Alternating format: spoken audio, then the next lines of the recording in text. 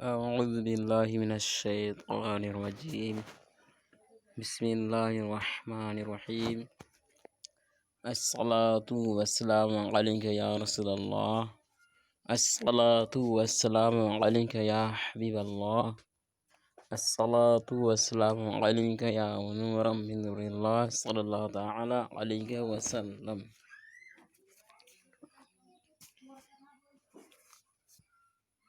میرے محترم عزیز بچوں،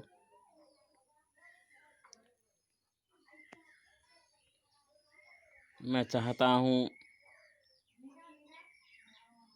کہ تمام اہل سنت والجماعت کے بچے اس لاک ڈاؤن کے موقع پر اپنے گھر بیٹھے بیٹھے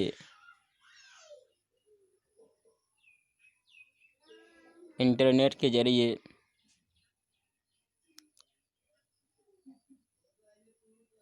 یعنی آن لائن سے پڑھائی کر لی۔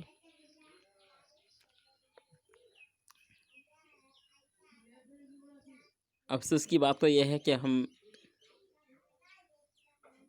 مدرسے میں نہیں ہیں، لیکن ایک ذریعہ ہے ہمارے لیے کہ ہم آن لائن سے پڑھائی کر سکتے ہیں۔ تو آئیے آج ہم شروع کرتے ہیں نحو کی کتاب نحو میر۔ نحو میر آپ جانتے ہی ہیں کہ یہ کتاب جماعت اولیٰ میں چلتی ہے۔ اس کتاب کو جو بچہ یاد کر لے گا انشاءاللہ تعالی، یا پڑھے ہوئے حضرات جو اس کو سن لیں گے یا پڑھ لیں گے تو انشاءاللہ تعالی اس کو فائدہ ہی فائدہ ہوگا۔ اس نحو میر کے پڑھنے سے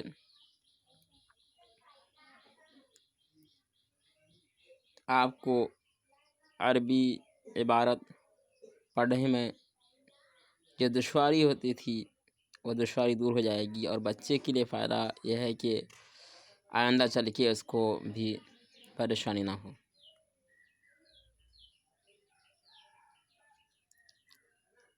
تو یہ کتاب ہے نحو میر۔ اب میں شروع کرتا ہوں نحو میر کو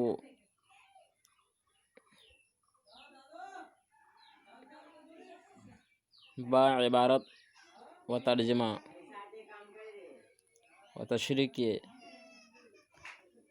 کچھ عرض کروں۔ تو پڑھیے سب سے پہلے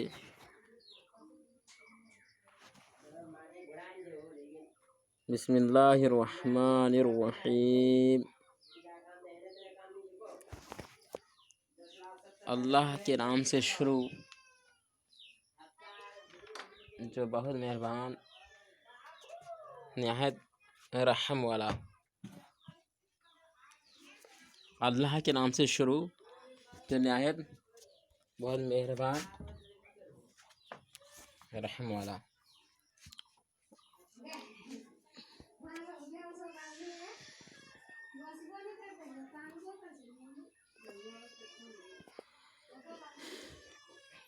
تو مصنف علیہ الرحمٰن نے اس کتاب کو بسم اللہ الرحمن الرحیم سے شروع کیا، اور ہونا بھی یہ چاہیے کہ کوئی اچھا کام، نیک کام اللہ کے نام سے شروع ہو، اللہ کے رسول کا درود پڑھ کر اس کتاب کو شروع کی جائے۔ تو مصنف علیہ الرحمٰن نے اپنی کتاب کو شروع کیا ہے بسم اللہ الرحمن الرحیم سے۔ تو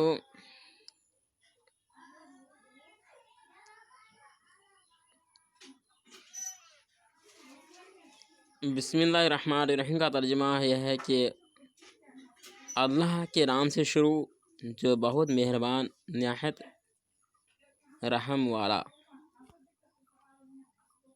یہ ترجمہ ہمارے امام اہل سنت اعلیٰ حضرت امام احمد رضا خان فاضل بریلوی رضی اللہ تعالیٰ عنہ نے یہی ترجمہ کیا ہے۔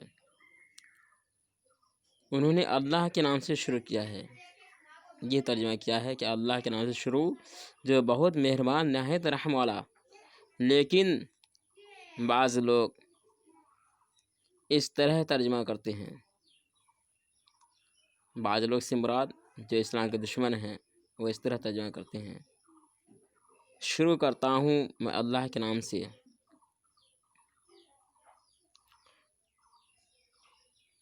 اس کا اس طرح شروع کا لفظ پہلے لانا یہ درست نہیں ہے، صحیح نہیں ہے، کیونکہ پہلے اللہ کا نام ہونا چاہیے، تب کوئی نیک کام شروع کرنا چاہیے۔ تو انہوں نے ترجمہ کیا، بعض لوگوں نے ترجمہ کیا شروع کرتا ہوں اللہ کے نام سے، حالانکہ اس طرح ابتدا اللہ تعالیٰ کے نام پاک سے نہیں ہوتی، بلکہ سب سے پہلے یہ جملہ آ جاتا ہے کہ شروع کرتا ہوں۔ بعض لوگ ترجمہ میں کہتے ہیں جو بے حد مہربان نہایت رحم والا ہے، یہ بھی درست نہیں، کیونکہ اس میں جلالت یعنی اللہ تبارک تعالیٰ کا نام موصف اور الرحمن الرحیم صفت ہے۔ الرحمن صفت اول، رحیم صفت ثانی۔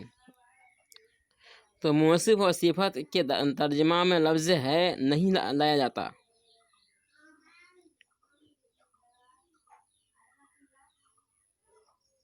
جیسے زید عالم زید،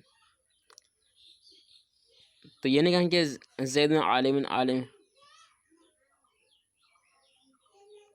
تو موصف صفت کے ترجمہ میں ہے نہیں لایا جاتا۔ یہ اس وقت آئے گا جب جملہ کا ترجمہ ہوگا،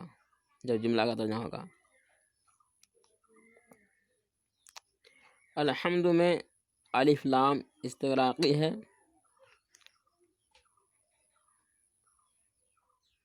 یہ تو بات کی بات ہے۔ آئیے بسم اللہ کی ترکیب کر لیتے ہیں۔ سب سے پہلے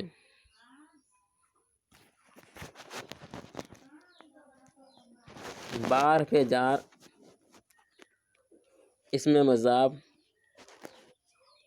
اللہ اس میں جلالت، موصوف، الف لام برائے تعریف، الرحمن صفت اول، اور الرحیم کے الف لام برائے تعریف اور رحیم صفت ثانی، اور دوسری ترکیب اس طرح کے الف لام برائے تعریف اور رحمان صفت مشبہ، اس میں ہو جائے شدہ فاعل، الف لام برائے تعریف، رحیم صفت مشبہ، اس میں ہوا ضمیر پوشیدہ فاعل، صفت مشبہ اپنے فاعل سے مل کر صفت ثانی،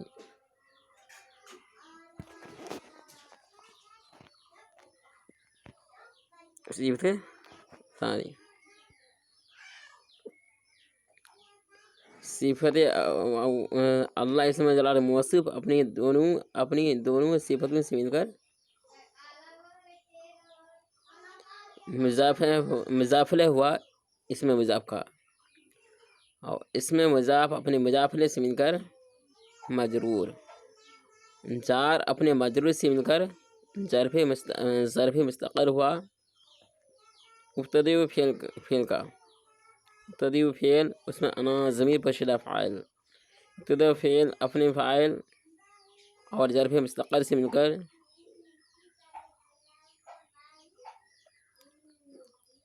شبہ جملہ اسمیہ ہو کر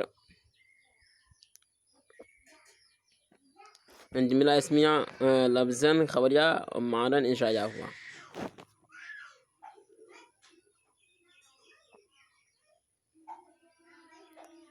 اب آئیے مصنف علی الرحمن نے اپنی کتاب کو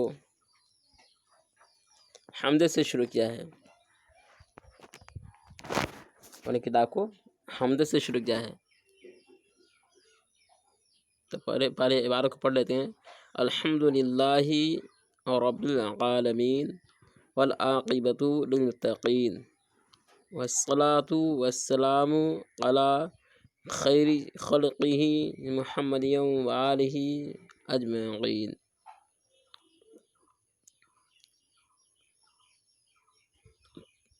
اب اس کا ترجمہ یہ ہے، الحمدللہ رب العالمین، تمام تعریفیں ثابت ہیں اللہ تبارک و تعالیٰ کے لیے، تمام تعریفیں ثابت ہیں اللہ تبارک و تعالیٰ کے لیے، رب العالمین جو سارے جہان کا رب ہے۔ تو الحمد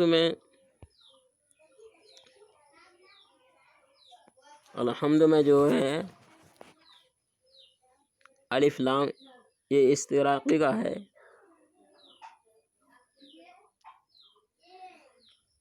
جس کا معنی تمام ہے۔ کوئی طالب علم کہہ سکتا ہے کہ الحمد میں کیسے آپ کہے کہ تمام تعریفیں ثابت ہیں، تمام کی عبادت ہے کہاں؟ تو اس کا جواب یہ دیا جاتا ہے کہ الحمد میں جو الف لام ہے یہ لام استغراقی ہے، جس کا معنی ہے تمام، یا جنسی، جس کا مطلب ہے کہ حقیقت حمد اللہ تبارک و تعالیٰ کے لیے خاص ہے۔ الف لام استغراقی کا ہے، اس کا معنی تمام کے ہے، یا جنسی کا ہے، جس کا مطلب ہے کہ حقیقت میں حمد اللہ تبارک و تعالیٰ کے لیے خاص ہے۔ حمد زبان سے، اور حمد کی تعریف کرتے ہیں۔ حمد کی تعریف یہ ہے کہ حمد زبان سے کسی کی اختیاری خوبی بطور تعلیم بیان کرنا، حمد زبان سے کسی کی اختیاری خوبی بطور تعظیم بیان کرنا، اللہ اس کے ذات کا نام جس کا موجود ہونا ضروری اور وہ تمام صفات کاملہ کی جامع ہے۔ کون؟ اللہ تبارک و تعالیٰ۔ تمام صفات کاملہ کے کیا ہے؟ جامع۔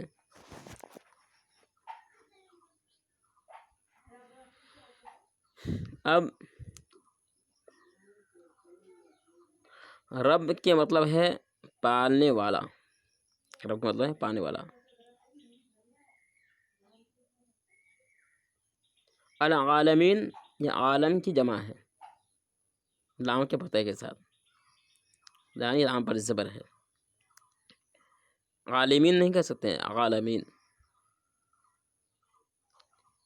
عالم اللہ تعالیٰ کی ذات صفات کے علاوہ جمع مخلوق یعنی تمام مخلوق کو کہا جاتا ہے۔ بعض اوقات مخلوق کی ایک جنس کو عالم کہہ دیا جاتا ہے، جیسے عالم حیوانات یا عالم ملائکہ۔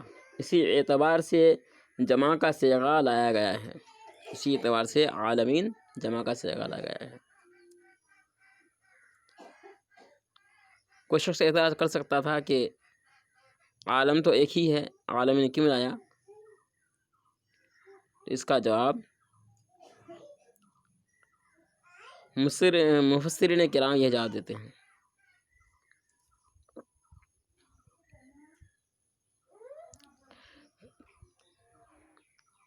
اور اور جو سارے جہاں کا رب ہے تو الف لام یہاں کیا ہے؟ جنس کے لیے ہے۔ چلیے اب آگے بڑھتے ہیں۔ والعاقبۃ للمتقین، اور عاقبت یعنی آخرت کی بھلائی پرہیزگاروں کے لیے، والعاقبۃ للمتقین، عاقبت کی بھلائی پرہیزگاری کے لیے ہے۔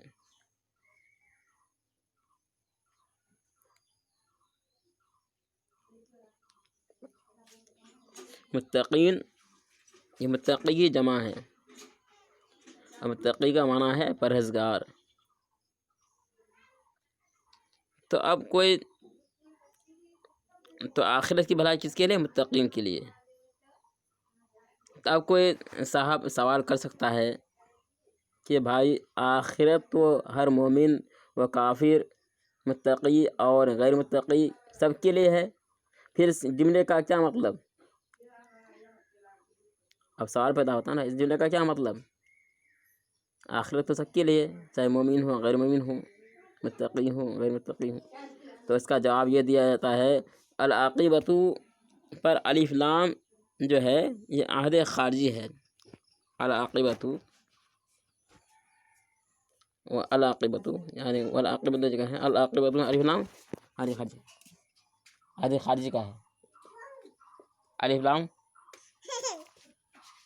عہد خارجی کا ہے،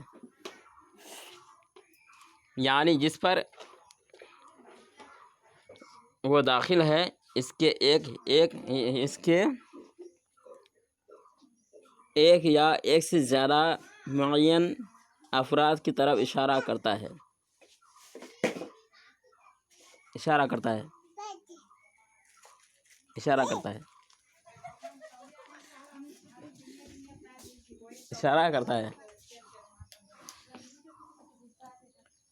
مطلب یہ ہوگا کہ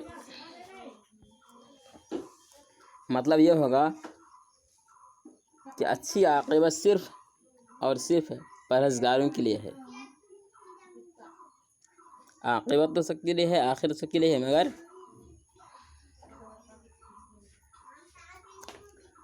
عاقبت کی بھلائی، آخرت کی بھلائی پرہیزگاروں کے لیے ہے۔ یہاں سے پھر پڑھ لیجئے، سمجھ لیجئے، یعنی العاقبۃ پر جو الف لام ہے یہ عہد خارجی کا ہے، یعنی جس پر وہ داخل ہے اس کے ایک یا ایک سے زیادہ معین افراد کی طرف اشارہ کرتا ہے۔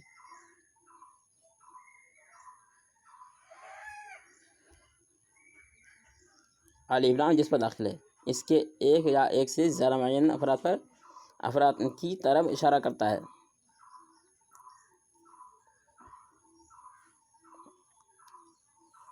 مطلب یہ ہوا کہ اچھی عاقبت صرف ہے پرہیزگاروں کے لیے، اچھی عاقبت پرہیزگاروں کے لیے، یعنی جو دنیا میں رہے، اللہ سے ڈرے اور اللہ کے رسول سے ڈرے، اللہ تبارک تعالیٰ نے جس چیز کا حکم دیا ہے کہ یہ کام کرو تو وہ کام بجا لائے، اس کام کو کرے، اور جس کام سے اللہ اور اللہ کے رسول نے منع فرمایا ہے اس کام سے باز رہے، اور تمام برائیوں سے پرہیز کرے، اور آخرت کا خیال رکھے، دنیا کے پیچھے نہ جائے بلکہ آخرت کی طرف ہر وقت متوجہ رہے۔ یہ پرہیزگاری ہے۔ اس سے پتہ چلا کہ عاقبت صرف، آخرت کی بھلائی صرف کس کے لیے ہے؟ متقین کے لیے ہے۔ اور اس سے یہ بھی پتہ چلا کہ اچھی عاقبت صرف مومن ہی حاصل کر سکتا ہے، غیر مومن نہیں۔ اب آئیے مصنف علیہ رحمہ نے یعنی خطبہ کے بعد سب سے پہلے اللہ تعالیٰ کی تعریف کرنے کے بعد اس کے بعد عاقبت کو بیان کر دیا۔ اب مصنف علیہ رحمہ حمد کے بعد صلاۃ کو بیان کرتے ہیں۔ سب سے پہلے اللہ تعالیٰ نے اپنے نام سے، اللہ تبارک تعالیٰ کے نام سے مصنف نے کتاب کو شروع کیا، اس کے بعد الحمد یعنی حمد سے شروع کیا، اس کے بعد عاقبت کو یہ کیا، عاقبت کی بات لایا۔ اس کے بعد مصنف الرحمٰن نے نبی کریم صلی اللہ علیہ وسلم کا درود شریف پڑھنے کا قصد کیا، ارادہ کیا۔ تو مصنف الرحمٰن اس طرح درود شریف یہ کرتے ہیں، لکھتے ہیں الصلاۃ والسلام علی خیر خلقہ محمد وآلہ اجمعین۔ اس کا ترجمہ یہ ہے کہ الصلاۃ والسلام، الصلاۃ والسلام، درود شریف نازل ہو، درود و سلام نازل ہو اس کے بہترین مخلوق پر. کس کے؟ یعنی اللہ تبارک و تعالیٰ کے بہتر مخلوق پر، بہتر مخلوق جناب محمد رسول اللہ صلی اللہ تعالیٰ علیہ وآلہ وسلم پر، اور ان کے تمام آل پر، ان کے تمام آل پر، ان کے تمام آل پر.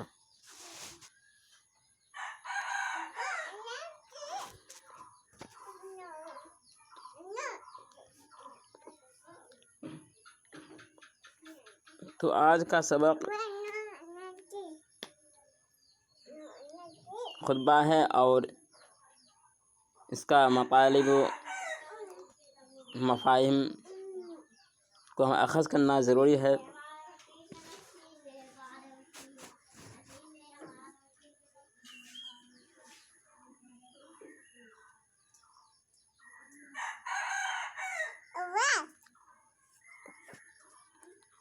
دیکھیے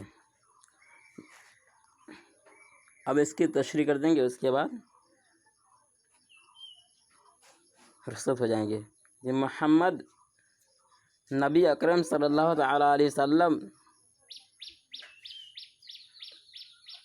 کا نام مقدس ہے، اور الصلاۃ سے مراد رحمت کاملہ ہے، اور السلام سلامتی،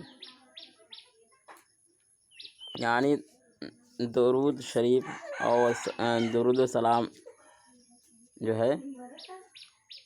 تو الصلاۃ یہ رحمت کاملہ ہے، اور السلام یہ سلامتی، اور محمد نبی کریم صلی اللہ تعالیٰ وسلم کا نام مقدس ہے. بعض اوقات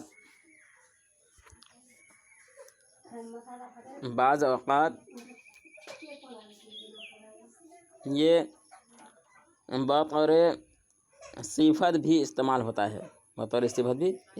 ہے، یعنی وہ ذات جن کی بار بار اور بکثرت تعریف کی گئی، کیونکہ یہ صیغہ واحد مذکر اسم مفعول ثلاثی مزید فی اسباب تفعیل ہے.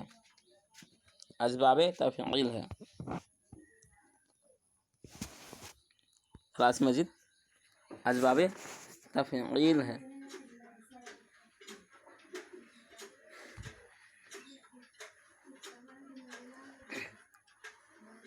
اور اس کا مصدر آتا ہے تحمید.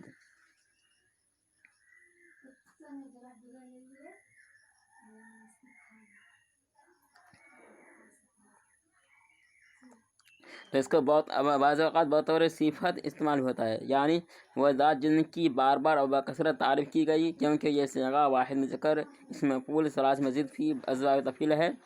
تو اب یہاں ایک مسئلہ سمجھ میں آتا ہے کہ حضور نبی کریم صلی اللہ تعالیٰ علیہ وسلم کو نام لے کر پکارنا اور یا محمد کہنا ہمارے لیے جائز نہیں، یعنی خلاف ادب ہے. ہمارے لیے جائز نہیں، یعنی خلاف ادب ہے کہ نبی کریم صلی اللہ تعالیٰ علیہ وسلم کی ذات مقدس ایسی ذات ہے کہ اللہ تبارک و تعالیٰ نے قرآن مقدس میں آپ کو آپ کی ذات سے نہیں پکارا، آپ کے ذاتی نام سے نہیں پکارا، بلکہ اللہ تبارک و تعالیٰ نے کہیں آپ کو یا ایھا المزمل کہہ کر پکارا ہے، کہیں یا ایھا المدثر کہہ کر پکارا ہے، کہیں طٰہٰ کہہ کر پکارا، کہیں یاسین کہہ کر پکارا، نام لے کر نہیں پکارا.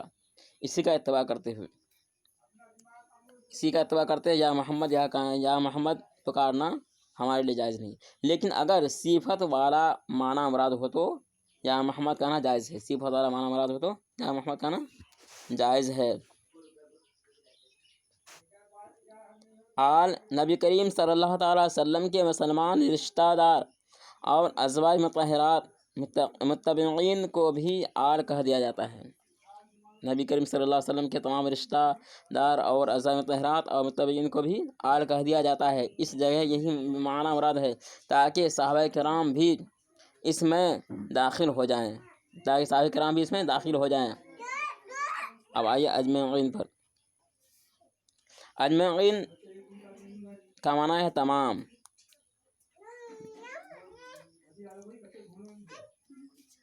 نوٹ: حدیث پاک کے مطابق ہر اچھے کام کی ابتدا بسم اللہ اور اللہ تعالیٰ کی حمد سے کرنی چاہیے۔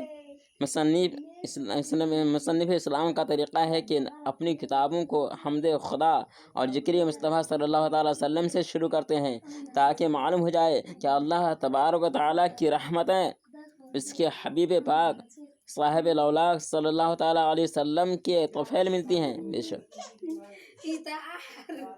امام احمد رضا فاضل بریلوی فرماتے ہیں، ذکر فی کا ہے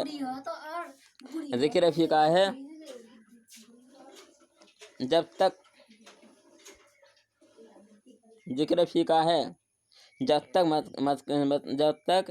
نامذکور ہو حسن ممکن والا ہمارا نبی۔ ذکر فی کا ہے جب تک نامذکور ہو حسن نمکین والا ہمارا نبی۔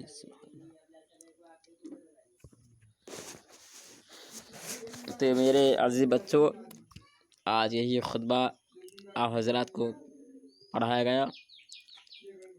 اس خطبہ کو بسم اللہ کے بعد سے اجمعین کے نون تک اچھی طرح غور و فکر کر کے سمجھنے کی کوشش کریں۔ انشاءاللہ تعالی پھر آئندہ کل آپ کو اما بعد سے درس دیا جائے گا۔ اس کو خوب اچھی طرح سے پڑھ لیجئے۔